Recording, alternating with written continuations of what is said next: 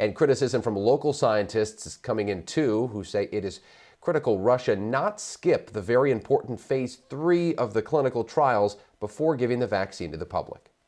There are very good reasons for our phase 1, phase 2, phase 3 approach, and these are internationally accepted sort of standards. Dr. Jeffrey Baird, a clinical pathologist at UW, says it can be dangerous to skip phase 3 and bypass the world standard because here's how a vaccine trial works.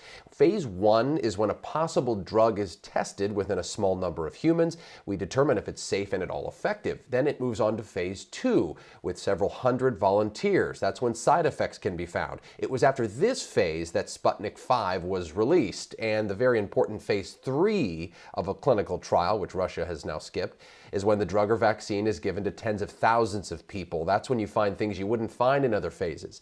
Baird says it's unsafe, but also with so much demand for a vaccine, it's important the world have confidence in it too.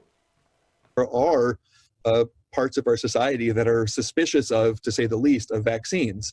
And to have then a vaccine potentially be distributed to millions of people will only fuel suspicion.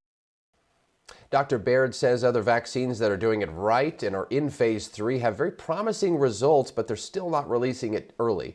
And many scientists say a fully tested vaccine will be available, they hope, by the end of this year.